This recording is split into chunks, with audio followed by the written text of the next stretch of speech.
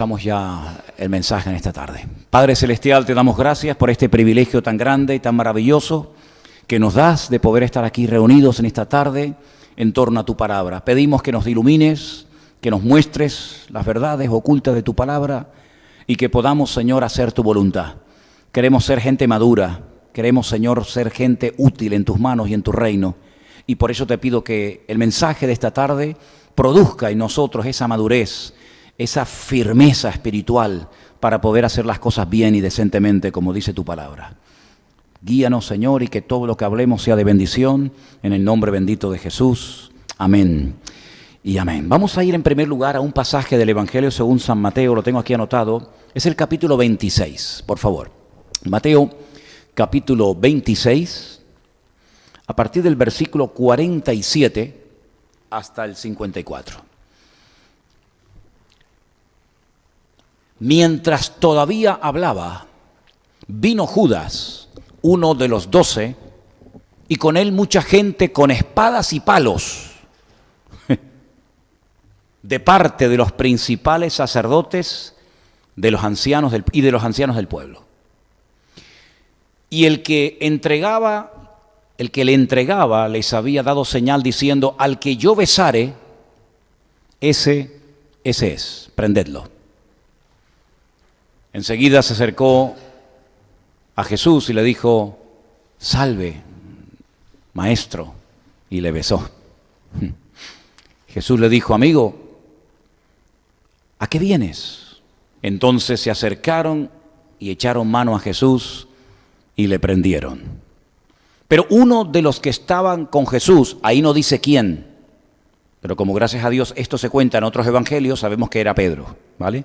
Uno de los que estaba con Jesús, extendiendo la mano, sacó su espada e hiriendo a un siervo del sumo sacerdote, le cortó la oreja. Qué culto más interesante, ¿eh?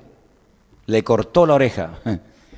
Entonces Jesús le dijo: vuelve tu espada a su lugar, porque todos los que tomen espada, a espada perecerán.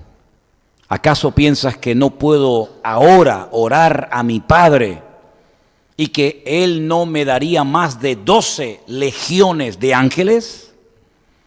Pero ¿cómo entonces se cumplirían las Escrituras de que es necesario que así se haga? Amén, hermanos.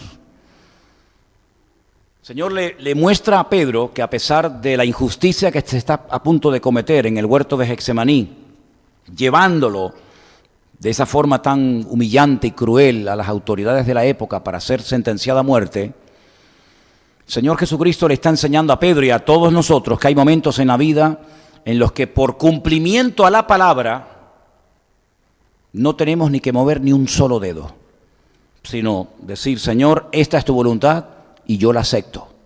Y la historia está llena, plagada de personas que aceptaron la condena a muerte, no quejándose, no defendiéndose, sino diciendo: amén, Señor, que sea tu voluntad. Y vemos que en la vida de Pablo, él no luchó, ni peleó, ni se rebeló contra los que le iban a prender, sino que simplemente él decía: bueno, el tiempo de mi partida está cercano y entrego mi vida al Señor. Vemos, por ejemplo, en la vida de Cristo, que él le dice a Pedro: mira, pero vamos a ver, ¿pero tú te crees que yo necesito que tú me defiendas a mí? ¿A dónde vas tú con esa espada, muchacho? Cuando yo podría pedirle a mi Padre que en este momento mandara 12 legiones de ángeles y se acaba el follón, se acaba el problema y punto. ¿Por qué no lo hizo? ¿Por qué se dejó prender? ¿Por qué se dejó escupir? ¿Por qué se dejó que le arrancaran la barba a pedazos? ¿Por qué se dejó azotar? ¿Por qué se dejó humillar de esa manera? Porque dice él que las Escrituras tenían que cumplirse. Y cuando detrás de mi sufrimiento, detrás de mi dolor, está la palabra de Dios y la voluntad de Dios, yo no me rebelo, yo no tengo que defenderme, porque si esa es la voluntad de Dios, la aceptamos y punto. Amén, hermanos. Cristo podía haberse librado de la cruz, ¿sí o no? Sin ningún problema. Se podía haber librado de la muerte, sin ningún problema. Se podía haber incluso descolgado, bajado de la cruz, sin ningún problema, no te quepa la menor duda. Pero ¿y por qué no se defendió? ¿Por qué se dejó que le pegaran, que lo humillaran, que lo crucificaran como si fuera un criminal? ¿Por qué? Porque así estaba escrito en la palabra de que tenían que ocurrir las cosas, ni más ni menos. Por lo tanto, él acata, él acepta la voluntad del Padre y él dice, yo no muevo ni un solo dedo, así que estate quietito, mete la espada y estate quietito, que yo me sé defender solo. Entonces vemos que hay momentos en los que el Señor Jesucristo acepta la voluntad del Padre sin ningún problema, no se defiende, no empieza a despotricar en contra de las autoridades, no empieza a decir, esto es una injusticia que están haciendo, pero ¿qué hacen? Sino que él se deja llevar y como cordero mudo fue llevado al matadero. Y así dio gloria al Padre.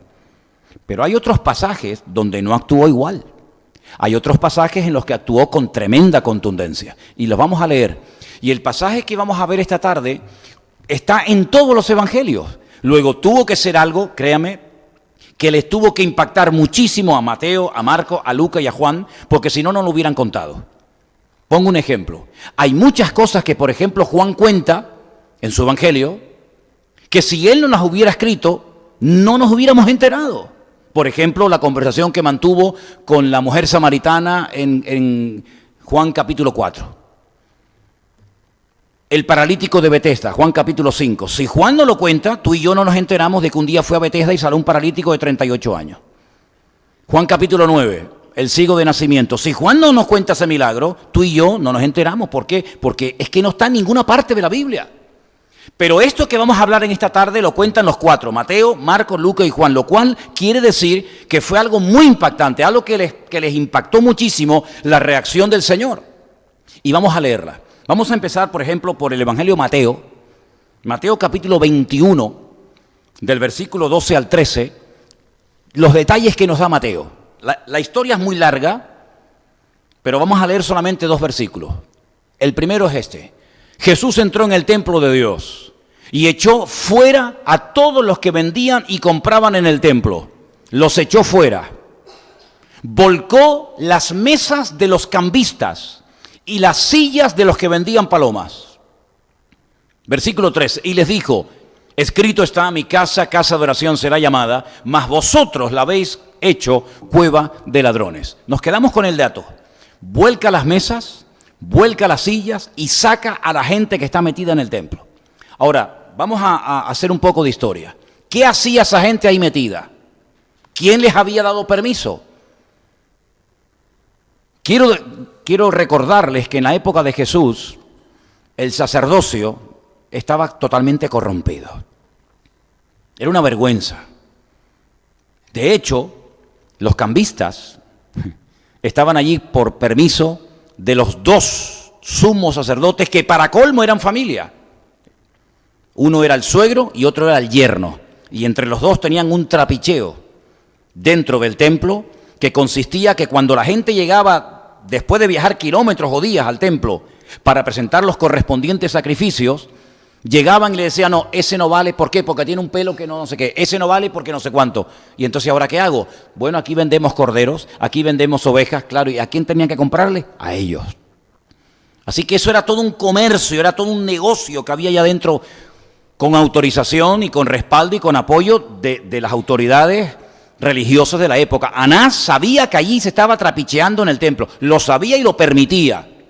Y Caifás exactamente lo mismo. Es decir, a nadie se le ocurriría poner un tablón, una mesa llena de animales y cambiar dinero dentro del templo sin permiso de estos 2. Allí no se movía ni una mosca sin permiso de Anás y de Caifás. Luego los que están allá adentro no es que se colaron, sino que están allí con permiso y con apoyo de estos.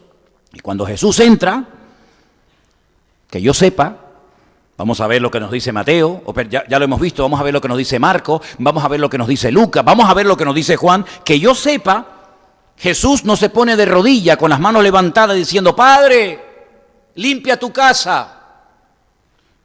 No oró, tampoco se puso a reprender a los demonios, porque es que hay algunos que se pegan todo el día reprendiendo a los demonios, que ni siquiera están. Porque es que hay algunos que tienen una facilidad espectacular para ver al diablo por todos lados. Ojalá tuvieran la misma capacidad para ver al Señor por todas partes. Porque yo veo a mi Dios por todas partes. Y si el diablo está en la esquina, ni me interesa. pero parece que hay algunos que han invertido el orden y están todo el día, que si el diablo aquí, que si el diablo por allá, que si el diablo no sé qué, y el Señor ¿dónde está? Entonces vamos a ver lo que nos dice Marcos. Quédense con los detalles que cada uno nos va dando. Marcos dice, en el Evangelio que lleva su nombre, capítulo 11, verso 15, vinieron pues a Jerusalén, y entrando Jesús en el templo comenzó a echar fuera a los que vendían y compraban en el templo. Vendían y compraban. Volcó las mesas de los cambistas, las sillas de los que vendían palomas, es decir, más o menos lo mismo que nos cuenta Mateo. Y no consentía que nadie atravesase el templo llevando utensilio alguno. Vámonos a Lucas, por favor. Bueno, el de Lucas no lo vamos a leer porque es prácticamente lo mismo, está bien, no hay problema. Hay un detalle que no hemos leído que está en Juan, capítulo 2. Juan cuenta algo que se le pasó a Mateo, que se le pasó a Marcos y también a Lucas. No le hemos leído el de Lucas porque ya te digo, es prácticamente igual que lo que hemos leído, pero quiero que presten atención a Juan capítulo 2, del versículo 13 al 16. Presta atención, es muy interesante la porción que tenemos ahí. Juan 2, del 13 al 16. Estaba cerca la Pascua de los judíos, luego era una fiesta muy importante. Hay 3 fiestas que era obligatorio subir a Jerusalén. Esta que se llama Pesaj en hebreo, que significa saltar. Pascua, que era en la primera fiesta del año, era en la primavera, entre los meses de abril y mayo se sigue celebrando hoy en día. 50 días más tarde venía otra fiesta que nosotros los cristianos la llamamos como Pentecostés, pero que en hebreo significa la fiesta de las semanas, Shavuot. Y al final del año había una tercera fiesta que tenían que subir obligatoriamente a Jerusalén, que era una fiesta que la conocemos con el nombre de los tabernáculos, que en hebreo es la fiesta de Sukkot, porque la gente sale de las casas hasta el día de hoy, es una fiesta muy bonita, y en los jardines, en las azoteas, en los parques, construyen como una cabañita, y tienen que estar ahí comiendo, durmiendo con la familia para recordar el tiempo que estuvieron en el desierto. Pero esto que vamos a leer ahora pasó entre el mes de marzo y abril porque era la fiesta de Pesaj, la fiesta de la Pascua, la que les recordaba la liberación de Egipto, de la esclavitud. Y dice que cerca de la Pascua, los judíos, subió Jesús a Jerusalén, subió. Porque siempre dice subir, porque es que Jerusalén es tan alto, ¿sabes? Y cuando vas a Jerusalén tienes que subir. Por eso siempre vas a encontrar esa expresión. Halló en el templo a los que vendían bueyes, ovejas y palomas. Madre mía, dentro del templo, fíjate qué vergüenza. Ovejas, bueyes, palomas y a los cambistas allí sentados. Esa es muy interesante ese dato. Allí sentados, como estaban ya posicionados. Era su negocio. No es que pasaban por allí y dijo, voy a aprovechar, sino que ya estaban allí sentados, estaban afincados. La Biblia cuando habla de que estaban sentados, significa de que ya habían echado raíces. Esto es mío, este es mi negocio, de aquí no me va a sacar nadie. Y haciendo un azote de cuerdas, eso solamente lo cuenta Juan. Mateo no nos cuenta eso. Marcos tampoco, ni Lucas tampoco. Pero Juan dice que haciendo un azote de cuerdas, echó fuera del templo a todos. Y las ovejas y los bueyes, y esparció las monedas de los cambistas, y volcó las mesas, y dijo a los que vendían palomas, quitad de aquí esto, y no hagáis de la casa de mi padre casa de mercado. Hasta ahí. Repito, no veo a Jesús orando cuando tiene que limpiar el templo. No se pone a orar. ¿Orar para qué? Hay gente que se cree que orando lo arreglan todo. Si hay 2 hermanos peleados, lo que tienen que hacer es arreglarse entre ellos, no ponerse a orar, ¿verdad? Si le tienes que pedir perdón a alguien, ¿para qué te pones a orar, mijo? Vete y pide perdón. Ahora no es el momento de orar. ¿Tú no sabes que en la Biblia dice la Escritura que hay un tiempo en la vida para todo? Lo habéis leído, ¿no? Eclesiastés capítulo 3. Suma, suma, vete contando todas las cosas que en la vida dice el Señor que uno tiene tiempo. Tiempo de reír, tiempo de llorar, tiempo de sembrar, tiempo de cosechar, tiempo de vivir, tiempo de morir. Hay tiempo en la vida para todo. Y en la vida hay un tiempo que es el tiempo de orar. Pero tú no sabes que en la Biblia hay momentos en los que Dios le dice a la persona, ¿qué haces orando? ¿Por qué te pones a orar? Claro, es algo fuerte, que Dios te interrumpa cuando estás orando y te diga, ¿por qué estás orando? Bueno, el versículo dice, ¿por qué clamas a mí? Y es cuando Moisés está en peligro, vienen los egipcios a prenderlos para llevarlos otra vez cautivos a Egipto. Enfrente está el Mar Rojo y no hay escapatoria. Si vas para atrás te matan, si para adelante nos ahogamos. Pues ¿qué hacemos? ¿Nos ponemos a orar? ¿No lo hubiéramos hecho también nosotros? Claro, es muy fácil cuestionar lo que hacen los demás de malo, pero ¿y tú qué hubieras hecho, mijo? Imagínate, estamos en el desierto, niños, mujeres, ancianos, estos desgraciados vienen otra vez a atacarnos, a llevarnos esclavos a Egipto. ¿Qué hacemos? No tenemos armas, somos esclavos recién salidos de la esclavitud, no podemos defendernos. ¿Qué hacemos? Pues venga, hermano, vamos a ponernos a orar. Y el Señor lo interrumpe y le dice, ¿por qué estás clamando a mí? Me imagino que Moisés se llevó una sorpresa, no lo dice la Biblia, pero habrá dicho, Señor, ¿y qué quieres que haga? El Señor le dice, extiende tu vara y marcha hacia adelante. Ya el Señor le había dado instrucciones a Moisés y le había dicho, me sacas a mi pueblo de aquí y me los llevas allí. Y cada vez que te veas en apuros, cada vez que tengas situaciones difíciles que se te escapan de tus manos, usa la vara, que para eso te la di. Es decir, usa la autoridad que te he dado. No era solamente para mostrarle en Egipto al faraón que Dios está contigo, sino es una vara que tienes que saber utilizarla en momentos difíciles. No la uses para cualquier momento, porque en otro momento de su vida usó la vara cuando no tenía que usarla, le pegó a la piedra y Dios le dijo así, pues ahora no entras a la tierra prometida. Si todo tiene un tiempo en la vida, ahora no es el tiempo de orar, ahora es el tiempo de extender la vara y ver la gloria de Dios y que el pueblo pase. Y hay otro momento en el que el Señor le dice, háblale a la roca, coge la vara y se cree que con la vara puede hacer lo que le da la gana y golpea la roca, y ese fue el motivo por el cual el Señor le dijo a Moisés, ahora no entras a la tierra prometida, porque has usado algo que no es el momento de usarlo. ¿Te das cuenta? Entonces uno tiene que crecer como creyente maduro, hermano. Es tiempo de madurar y darnos cuenta que hay momentos para reprender, cuando hay que reprender. Hay momentos para orar, hay momentos para hablar, hay momentos para callar, hay momentos para actuar en fe, hay momentos en la vida para todo. Y no vemos al Señor Jesucristo entrando al templo y diciendo, a ver chicos, Juanito, ven para acá, ven, mira, vamos a ver. Les voy a dar un estudio bíblico. Esto no se hace, esto está muy feo. Cojan las cositas, háganme el favor, salgan para afuera, esto está feo. Esto es un lugar de oración, esto no se puede hacer esto, chicos. Yo no veo al Señor así. ¿Y por qué no reprendió al diablo? Porque allí no estaba el diablo. No reprendió al diablo. ¿Qué es lo que hace? Volcó las mesas, las sillas, hizo un látigo, sacó a la gente a patadas del templo. Si hubiéramos estado allí nosotros, ¿cómo hubiéramos reaccionado? Señor, ¿qué te pasa? ¿Qué has hecho?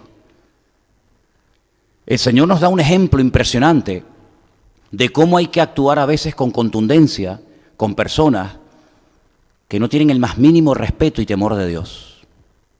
Y la casa de Dios, lo que llamamos casa de Dios, que esto no es casa de Dios, esto es un local, pero lo que llamamos la iglesia, se tiene que respetar. Y en nuestra constitución, ya dejando tanto la Biblia aparte, en nuestra constitución, una de las cosas que se dice es que los lugares de culto son inviolables. No puede entrar ni siquiera la autoridad sin permiso. ¿No se acuerdan ustedes cuando entró aquí hace años la Policía Nacional por una persona que se subió aquí arriba y empezó a hacer el numerito, que la Policía Nacional entró y se me puso aquí delante y me dijo, ¿usted nos da permiso?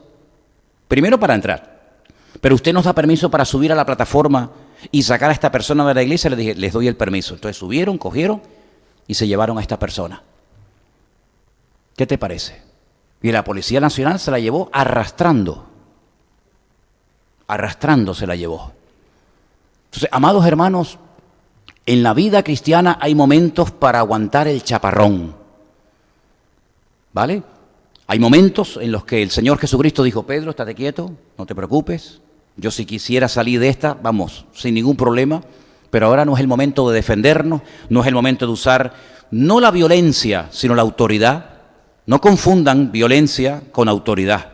Jesús no usó de violencia, Jesús usó la ira de Dios, porque dicho sea de paso, hay algunas personas que tienen un concepto mediocre de Dios. Es que Dios es bueno. ¿Y quién dice lo contrario? ¿Quién puede levantar la voz en un culto y decir, no, claro que Dios es bueno? ¿Estamos de acuerdo, sí o no? ¿Y amor? Por supuesto. ¿Y misericordia? Por supuesto. Y yo digo una cosa, ¿y quién mandó el diluvio donde murieron millones de seres humanos? ¿Quién mandó el diluvio al mundo? Donde murieron niños, mujeres, ancianos, matrimonios, animales. ¿Quién mandó el diluvio? Satanás mandó el diluvio. ¿Fue Satanás el que mandó el diluvio para acabar con la humanidad? Eso no dice nuestra Biblia. Nuestra Biblia dice que Dios le dio oportunidad a la raza humana a través de Noé, que predicó durante mucho tiempo, casi 120 años, de que se arrepintieran, y llegó un momento en el que Dios dijo, ¡basta! Y Dios mandó un diluvio que no dejó títere con cabeza. Ya previamente había dicho, los que se quieran salvar no tienen por qué morir, solamente es cuestión de ser obediente, meterse dentro del arca y se van a salvar. ¿Cuántos se metieron? 8 personas. Noé, su mujer, sus 3 hijos, Sem, Cam y Jafet, con sus mujeres. Punto. Tuvieron más fe los camellos, los burros y los animales que los seres humanos.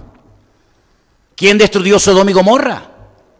¿Quién destruyó Sodoma y Gomorra por el fuego? Que hasta el día de hoy, cuando vamos al sur del Mar Muerto, se sabe dónde estaba Sodoma y Gomorra y cómo quedó aquello arrasado. ¿Quién mandó fuego a Sodoma y Gomorra? ¿Quién fue? ¿Fue Dios? Una pregunta. ¿Quién creó el infierno? Porque yo veo a la Nueva Jerusalén de una forma espectacular descrita en los 2 últimos capítulos del libro del Apocalipsis, Apocalipsis 21 y 22. Una ciudad espectacular. Pero es que en el Apocalipsis también me habla de que algunos irán por la eternidad, no por un par de semanas, a portarse bien y después salen, sino por la eternidad, condenación eterna. ¿Quién creó el infierno? Si es que ustedes creen que existe el infierno. Porque hay iglesias donde no creen que existe el infierno. Porque algunos dicen, ¿cómo un Dios de amor va a mandar gente al infierno? Pues precisamente por eso. Porque Dios es justicia pura y amor total. ¿Te portas bien? Dios te va a bendecir. Lean el capítulo 28 de Deuteronomio si tienen tiempo y les interesa el tema esta noche. Si hacen esto y esto, bendición tras bendición, los animales no se morirán, nadie abortará, todo será una bendición, todo será una maravilla, vendrán por un camino, por 7 serán una bendición. Pero sigue leyendo, consecuencias de la desobediencia, un desastre, dice, hasta una hoja de un árbol que se caiga a tierra producirá pánico en vosotros. Enfermedades mentales, dice, yo las enviaré en el momento en el que se separen de mis caminos. Sí, es el mismo Dios. Yo no estoy de acuerdo cuando gente dice, no, es que yo, el Dios del Antiguo Testamento era un Dios, mi madre, del garrote y tal, pero el del Nuevo es más suave. Entonces hay 2, el Dios malo y duro del Antiguo y el Dios bueno y suavecito, ¿verdad? Que parece que tiene una manga así de ancha, que todo lo tolera y lo permite, del Nuevo Testamento. Pues no, Señor, hay un solo Dios y a Él solo servirás y honrarás. Lo que pasa es que hay un momento en el que Dios en la historia demuestra su ira y demuestra su justicia, y hay otros momentos en los que muestra su misericordia y su perdón. Pero en la cruz, ¿quién permitió que le mataran al Hijo? ¿Quién permitió que Pilato le echara mano? ¿Quién permitió que lo llevaran a la cruz? ¿Quién permitió? El Padre. ¿Quién abandonó en la cruz, aparte de sus discípulos, etcétera? ¿Quién abandonó fundamentalmente al Hijo? El Padre. El Padre lo abandona, el Hijo se da cuenta, nadie se dio cuenta de nada, porque allí está María, está Juan, está la Magdalena, está el centurión, pero sin embargo Él se da cuenta, dice, Dios mío, ¿por qué me has desamparado? Y el mismo Padre abandona al Hijo, ¿por qué? Porque en ese momento había cargado el pecado de toda la humanidad. Pero vamos a ver, si cuando uno peca y mete la pata no se siente mal, ¿sí o no? Imagínate cargar el peso de toda la humanidad sobre tu vida. Todos los asesinatos, todos los crímenes, todas las violaciones, todos los secuestros, toda esa culpabilidad, ponértela encima sin comértelo ni bebértelo, siendo la santidad personificada y yendo a la cruz a morir, no por mí, yo no tengo que morir por mí, yo soy santo, morir por aquel y por aquella y por el otro, por los que habían muerto, por los que estaban vivos y por nosotros que aún no habíamos ni siquiera nacido. y él voluntariamente carga el pecado. ¿Quién permitió que le mataran al hijo? ¿El diablo lo mató? Fue el Padre el que permitió que Jesucristo fuera crucificado. Pero Isaías capítulo 53 dice, y después, cuando resucite, verá el fruto de su aflicción y quedará satisfecho. ¿Cuántos dicen amén? Luego, el amor de Dios no anula la justicia de Dios. De hecho, cuando vamos al libro de Apocalipsis, encontramos que hay un libro, un registro de los que son convertidos. Y dice la Biblia, y todo aquel que no se halló inscrito en el libro de la vida fue arrojado al lago de fuego y azufre. ¿Sí o no? Eso lo dice la Biblia. Bueno, pues hay iglesias que como eso fue tan fuerte, pues ya no predican del infierno, sino que eso es algo alegórico. Sí, cuando les interesa es literal y cuando no les interesa es alegórico. Pues miren, hermano, yo veo al Señor Jesucristo que nos da ejemplo en todo. Hay momentos cuando coja un chiquillo y los niños saben, los niños no disimulan. Me acuerdo una vez le di un beso a un chiquillo le picó la barba, ¿no? Es un adulto, aunque tú le piques con la barba, no tiene que tener mucha cara para hacerte delante tuyo así, ¿no? Pero el chiquillo lo hace, no se corta un pelo. Y el chiquillo cuando le dice ven, o el chiquillo viene, los niños se mataban por ir con Cristo y los niños no son bobos. Los niños saben quién les da cariño y quién no les da cariño. Hombre, los puedes engatusar con caramelito, como doña Carmen, que le da caramelos y bombones a los chiquillos, los tiene locos, ¿no? ¿Vale? Pero ese mismo Cristo que atraía a los niños es el mismo Cristo que un día le dijo a un discípulo, Satanás, apártate de mí. A un discípulo lo llamó Satanás. Pero días antes le había dicho, bienaventurado eres, Simón, hijo de Jonás, porque esto que acabas de declarar no te lo reveló carne y sangre, sino mi Padre que está en los cielos. Es decir, vamos a coger todo lo del Señor, no solamente lo que nos gusta, no solamente lo que nos interesa. La ira de Dios también la cogemos, claro que sí. Y horrenda cosa, dice la Biblia, es caer en manos del Dios vivo. Tremendo. Vemos, por ejemplo, casos en la Biblia tremendos, donde Dios a veces tiene que castigar a su pueblo, ¿o no? Dios tiene que castigar a veces a su pueblo y abandonarlo y permitir que otras naciones les ataquen. ¿Por qué? Porque la paga del pecado es la muerte y abrían la puerta y cuando iban detrás de otros dioses, cuando dejaban al Señor, cuando quebrantaban su palabra, el Señor permitía que vinieran los enemigos y vamos, no desaparecieron esta gente en la historia por la misericordia de Dios, porque fueron perseguidos y masacrados por todas partes.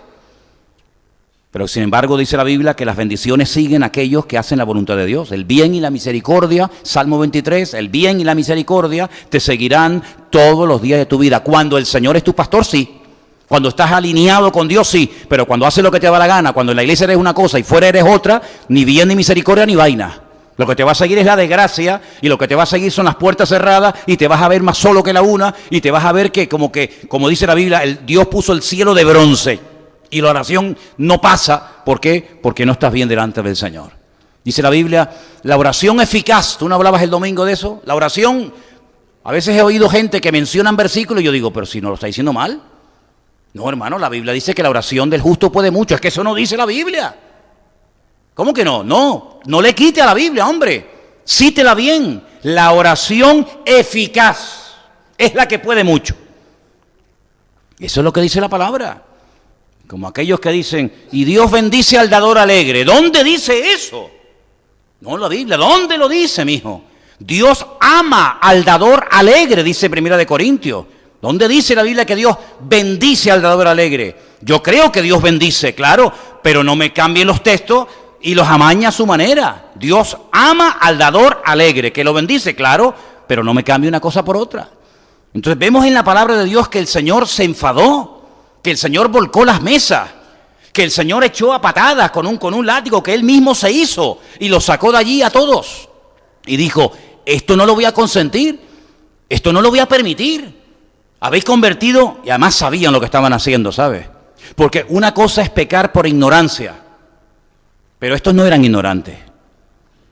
Estos querían aprovecharse de la gente, aprovechando las fiestas, aprovechando que subían miles de judíos a Jerusalén para presentar sus vidas delante del Señor y los sacrificios. Estos se querían aprovechar de la gente y estos estaban allí sentados, posicionados, esperando la ocasión como los buitres, esperando que venga la gente para decir, no, ese cordero que traes no vale, el que vale es el mío. Y la gente, la pobrecita, ignorante, pues compraba y tal, y aparte decían que los precios que ponían de aquellos corderos eran terroríficos, abusivos, pero como la forma de acercarse al Señor en aquel tiempo era a través de animales, si no traes un animal, no entras a la presencia de Dios hasta el año que viene que venga. Entonces la gente hacía, hermano, todo tipo de esfuerzos y de sacrificios, ¿verdad? Pero queridos hermanos, gracias al Señor que esos tiempos acabaron. Ya no es por nuestros sacrificios, ya no es por nuestros méritos. ¿Qué méritos y esfuerzos vamos a hacer para ganar nuestra salvación o el favor de Dios? Ninguno. Todas nuestras justicias son como trapos de inmundicia. Ya les dije en su día en hebreo lo que significa trapos de inmundicia, ¿se acuerdan? Todo eso el Señor lo considera nada. Pero cuando Él tiene que obrar con contundencia, cuando Él tiene que ponerse en su sitio y decir, esto no lo voy a permitir, el Señor lo hace. Entonces yo no quiero, hermanos, que ustedes tengan el concepto, primero, de que el Señor se equivocó, porque el Señor no se equivocó. Amén, hermanos. El Señor no se equivocó. Y cuando ocurran en otras ocasiones, que espero que no, pero si ocurren en otras ocasiones situaciones de personas que vienen a perturbar, de personas que vienen a mofarse del Evangelio, de personas que vienen a creerse que los cristianos somos idiotas, y los cristianos no somos idiotas. Los cristianos no somos tontos. Pues que tengan claro que en este lugar se respeta. Y cuando venga la gente a este lugar, que viene voluntariamente, y voluntariamente se van, que sepa que hay unos mínimos. ¿Cómo me dolió cuando una política de Madrid, una chica que está en un partido político, entraron a una iglesia católica, hicieron allí un desmadre y casi se desnudaron? Eso es una falta de respeto. No nos debemos de alegrar ante semejantes cosas, porque eso es un disparate, eso es una falta de respeto terrible. Mira, aunque lo hicieran en una mezquita musulmana, me da exactamente igual. Hay cosas en la vida que hay unas rayas que no se pueden atravesar. Hay unos mínimos, hay unos principios de educación, de respeto, y yo sé que en el mundo esos valores y esos límites como que ya se han perdido. Pero no, Señor. Nosotros los cristianos sabemos hasta dónde podemos llegar. Y sabemos que hay momentos de perdón, de misericordia, pero momentos de decir, no te pases ni un pelo conmigo, ¿eh? Se lo dije una vez a uno, digo, no te pases ni un pelo conmigo, porque tú me conoces como cristiano, pero si tengo que dejar el título de pastor para ponerte en tu sitio, lo hago, amigos. Y por eso es muy importante, hermanos, que todos tengamos el mismo sentir. Que nos demos cuenta que cuando una persona entra a un culto, sea este o sea cualquier otro, a interrumpir, a liarla, con una falta de respeto total y absoluto, amigo, nosotros los cristianos recurrimos a lo que nos dice la Biblia, a las autoridades que han sido puestas por el Señor. Quiero que vengas conmigo, yo sé que no te lo había dicho previamente, pero quiero leer Romanos capítulo 12. En Romanos capítulo 12 hay unas palabras muy interesantes que de vez en cuando deberíamos de leer, porque la Biblia nos habla acerca de cómo el Señor establece, de cómo el Señor pone en nuestro camino a las autoridades para que las respetemos y para que recurramos a ellas cuando sea necesario. Dice la Biblia, en Romanos capítulo 12, por favor. Romanos capítulo 12, capítulo que habla acerca de los deberes cristianos, versículo 19, por ejemplo. No os venguéis vosotros mismos, amados míos, dejad lugar a la ira de Dios, porque escrito está, mía es la venganza, yo pagaré, dice el Señor. Si tu enemigo tuviere hambre, dale de comer, si tuviere sed, dale de beber, pues haciendo esto, ascuas de fuego amontona sobre su cabeza. No seas vencido de lo malo, sino vence con el bien el mal. Y ahora mira lo que dice, sométase toda persona a las autoridades superiores, porque no hay autoridad sino de parte de Dios, y las que hay, ¿qué dice? Por Dios, han sido establecidas.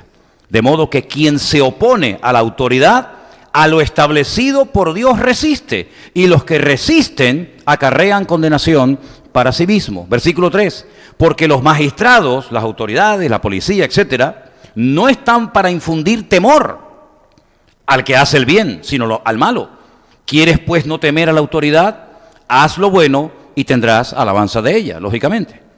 Porque es servidor de Dios para tu bien. Es servidor de Dios, está puesto ahí para nuestro bien. Pero si haces lo malo, teme, porque no en vano lleva la espada. Bueno, hoy en día ningún policía lleva la espada, pero lleva la porra, ¿no? ¿Vale? Bueno, en Venezuela sé que algunos llevaban un machete. Yo por lo menos de niño me acordaba de aquello, ¿no? Y dice, pues es servidor de Dios, vengador para castigar a todo el que hace lo malo. Por lo cual es necesario estarle sujetos no solamente por razón del castigo, sino también por causa de la conciencia. Entonces, hay unos impuestos, nos podrán gustar más o menos, pero hay que pagarlos. Hay unos límites de velocidad, nos pueden gustar más o menos, pero hay que respetarlos. Hay unos vados, hay unos lugares donde no se puede aparcar, y en estos días estamos viendo todo un desfile de los últimos vados que se han puesto por la calle. Claro, llega la gente, aparca, pum, multa que te pego. Amigo, es que no me gusta. Bueno, a mí tampoco me gustan muchas cosas y no me queda más remedio que aceptarlas.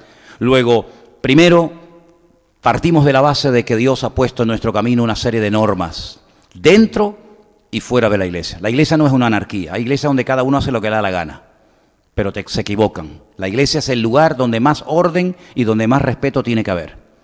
De aquí para arriba, los que no están en la alabanza no tienen por qué subir a tocar instrumentos. Usted no tiene aquí que subir para nada. Usted es músico. No, entonces ¿para qué sube? En el sonido, ¿para qué sube usted a opinar del sonido si usted no está en el sonido?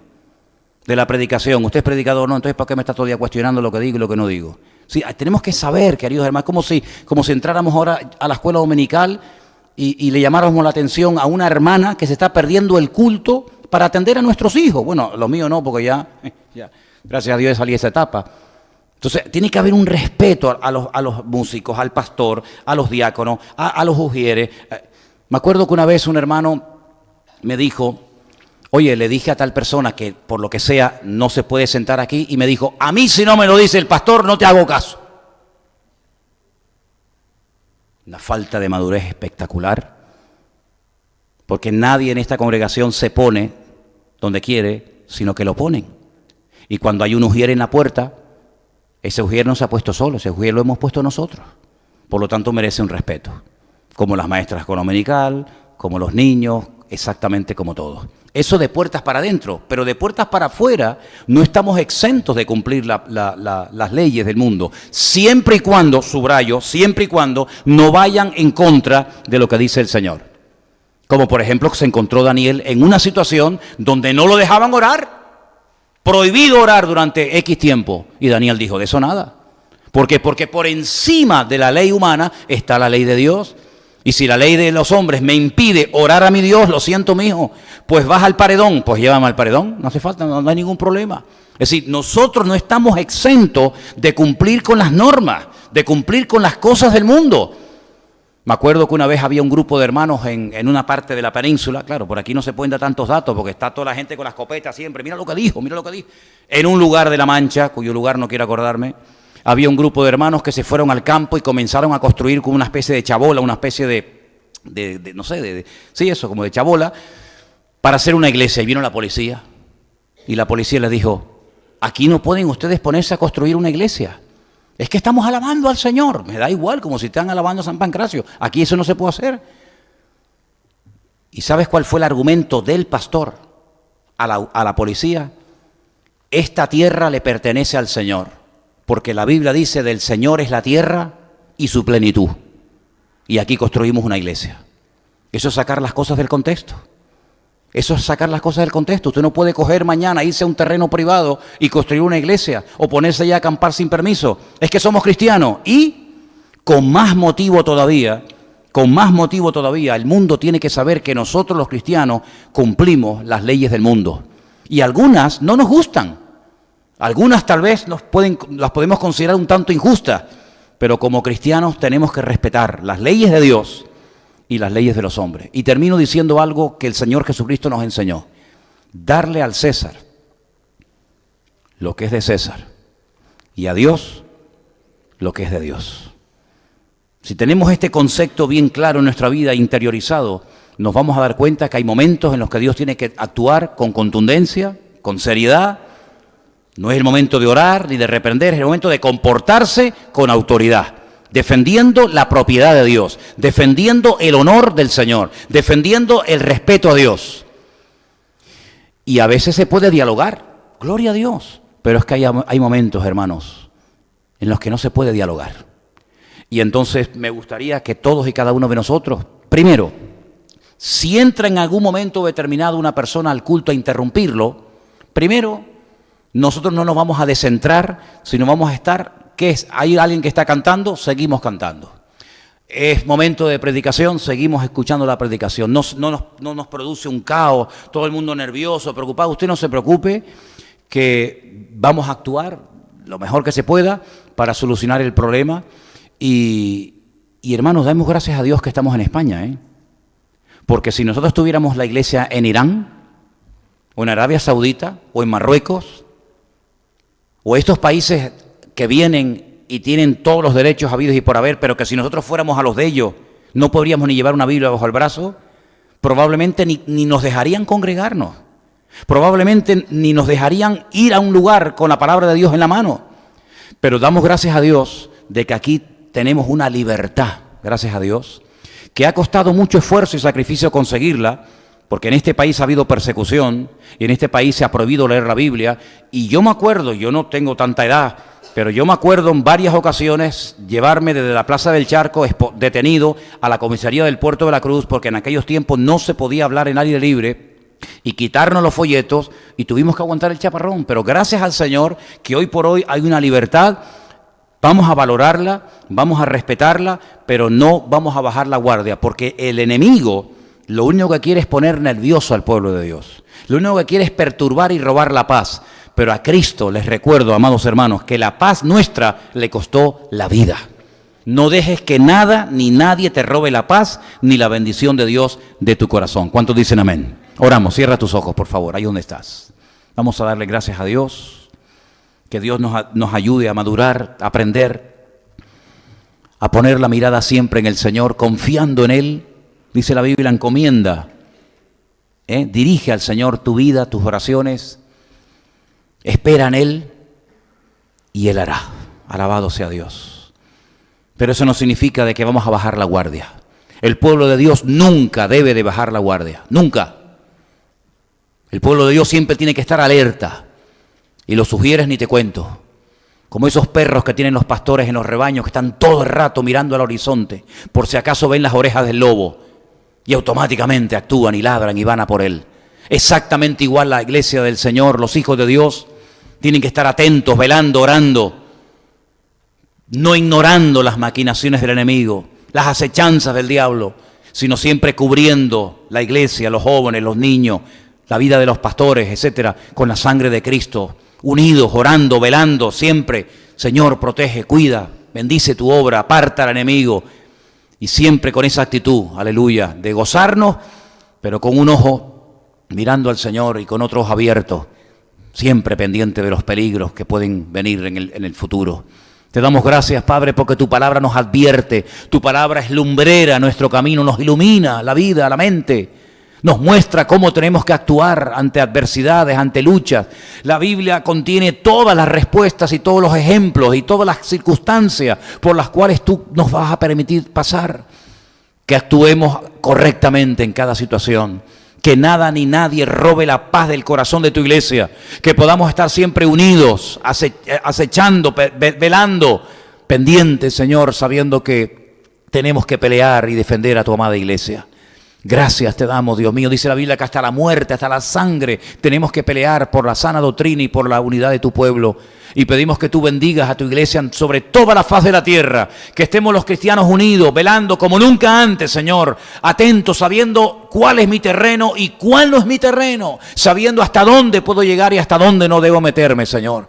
Ayúdanos, trae esa madurez, trae ese crecimiento a nuestra vida, para que sepamos cómo actuar en cada circunstancia, Señor. Te damos gracias, Señor, y queremos darte gracias también en este momento por tu palabra. Gracias, Dios mío, porque en ella encontramos los ejemplos y encontramos cómo tú actuabas en cada momento de la vida. Gracias, Padre, por ser nuestro ejemplo, nuestro modelo a imitar. En el nombre de tu amado Hijo Jesús. Amén. Amén. Gloria al Señor. Les recuerdo, hermanos, el campamento.